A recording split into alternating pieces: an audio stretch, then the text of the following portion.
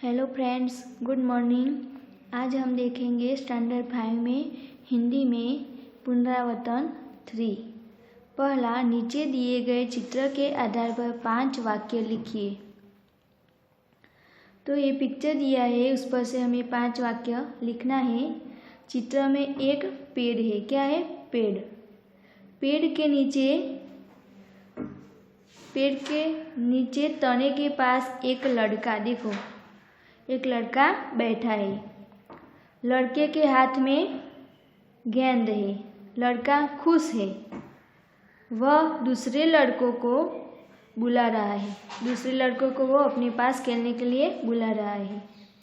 नज़दीक में फूलों के पौधे हैं। देखो, नज़दीक में फूलों के पौधे हैं।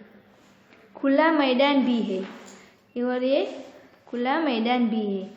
दूर दूर थोड़े मकान भी दिखाई दे रहे हैं। तो ये इसके बारे में ये लिखना है आपको। अब आगे, सीखो कविता का सस्वर गान कीजिए। तो सीखो कविता है वो आपको गान करनी है। तीसरा प्रश्न, नीचे दिए गए शब्दों में से संज्ञा, विशेषण और क्रियापद ढूंढकर तालिका में लिखिए और वाक्य प्रयोग कीजिए। तो नर्मदा, हिमालय, चलना, छोटा, खेलना, सफ़ेद, लिखना, गंगा, थोड़ा। तो इसमें संज्ञा, विशेषण और क्रिया में डिवाइडेड करना है। तो संज्ञा में नर्मदा, हिमालय, गंगा। विशेषण में छोटा, सफ़ेद, थोड़ा। और क्रिया में चलना, खेलना, लिखना। तो उसके वाक्य प्रयोग में बोलती हूँ, आपको लिखना है। नर्मदा गुजरात की बड़ी नदी है। हिमालय हमारे देश का बड़ा पर्वत है। गंगा नदी हिमालय से निकलती है। तनिष छोटा लड़का है। वह सफ़ेद बगुला है। इस गिलास में थोड़ा पानी है। रुचा चलना अथवा चलती है, अथवा लड़का हो तो चलता है। ऋत्विक खेलता है। ये खेलना है लेकिन उसका क्रिया विशेषण बना है, इसलिए खेलता है। वर्षा लिखती है। लिखना मतलब लिखती है। अब आगे प्रश्न 4 का निम्नलिखित मुहावरों का अर्थ देकर वाक्य कीजिए। शीश झुकाना। शीश झुकाना का मतलब है विनम्र होना। हमें बड़ों के आगे शीश झुकाना चाहिए। दूसरा, ऊंचे चढ़ना, उन्नति करना। मेहनती बच्चे हमेशा ऊंचे चढ़ते ही रहते हैं। तीसरा, नेक रास्ते पर चलना, सही रास्ते पर चलना। सभी धर्म नेक रास्ते पर चलने के लिए कहते हैं। चौथा, मुंह में पानी आना, खाने की इच्छा होना। अंगूर देखकर लोमड़ी के मुंह में पानी आया। एक छोटी कहानी बनाइए जिसमें इन चारों मुहावरों का उपयोग हो। चारों मुहावरों का उपयोग करके हमें कहानी बनाना है। तो अरविंद होनहार लड़का है।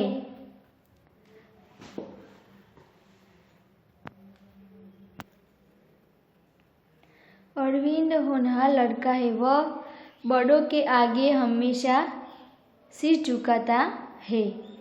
वह बड़ा मेहनती है।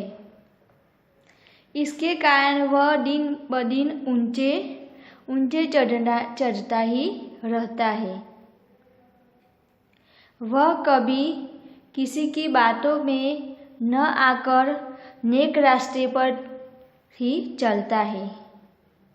एक दिन अपनी बुआ आशा के हाथ में आम देखकर उसके मुंह में पानी आया। वह आम खाने की जिद करने लगा। तो ये है मुहावरे का वाक्य प्रयोग किया हमने। अब आगे का प्रश्न 5 है, निम्नलिखित वाक्यों का गुजराती में अनुवाद कीजिए।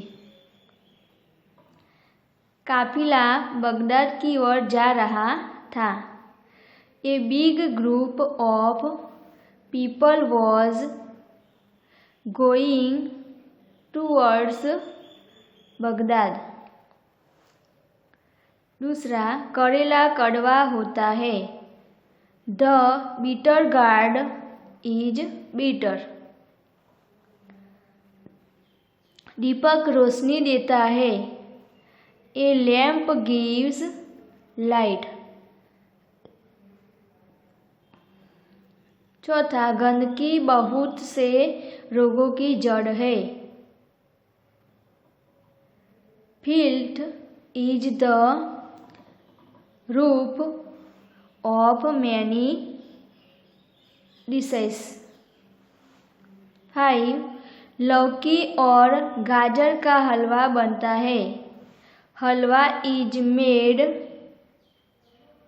From bottle gourd and carrot. तो ये आपको लिख देना है। अब आगे 6, सही विकल्प चुनकर रिक्त स्थानों की पूर्ति कीजिए। पहला, खाली जगह क्रिकेट खेलता हूँ। तो मैं क्रिकेट खेलता हूँ। दूसरा, यह किताब हिरेन खाली जगह है। यह किताब हिरेन की है। तीसरा, खाली जगह लड़के हैं। तो ये लड़के हैं। ये जो हमने लाइन की है वो आपको आंसर में लिखना है। चौथा, पानी खाली जगह मगर है। पानी में मगर है। पांचवा, ये आम के पेड़ है। खाली जगह बहुत आम लगे हैं। ये आम के पेड़ है, इनमें बहुत आम लगे हैं।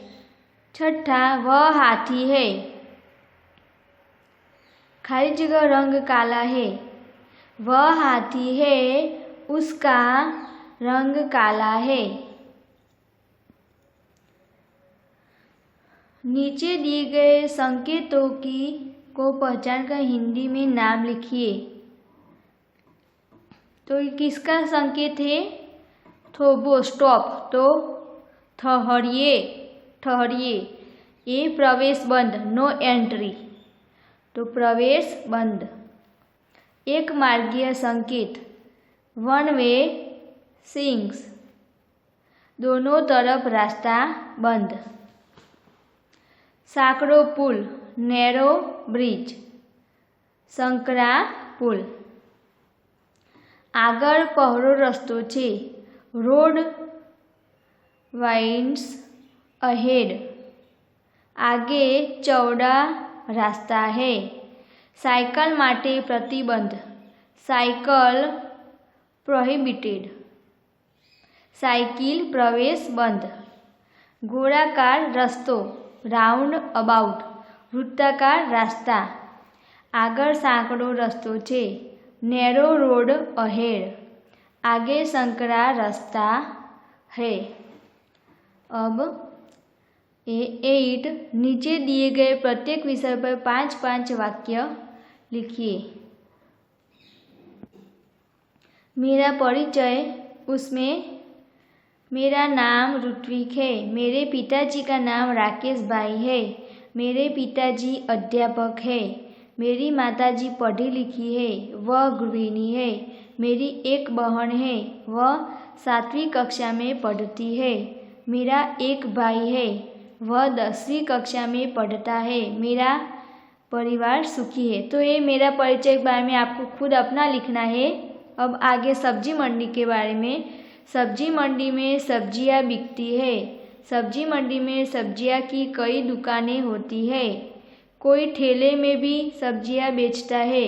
कोई जमीन पर बिछौना कर उस पर भी सब्जियां रखकर बेचता है। सब्जी मंडी में आलू, गाजर, मूली जैसी जमीन के अंदर होने वाली सब्जियां बिकती है। कद्दू, तुरई, कुंदरू, सेम आदि बेलों पर होने वाली सब्जियां भी बिकती है। भिंडी, टमाटर, बैंगन आदि पौधों पर लगने वाली सब्जियां भी बिकती है। सब्जी मंडी में कोलाहल ज़्यादा होता है। सब्जी मंडी में खासकर स्त्रियां ज़्यादा नज़र आती है। अब तीसरा है, उसमें मेरी प्रिय सब्जी के बारे में आपको लिखना है। उसमें मेरी प्रिय सब्जी कोई भी हो, आपको इधर सब्जी का नाम लिखना है। करेला है। वह स्वाद में कड़वा होता है। वह गोल या लंबा होता है।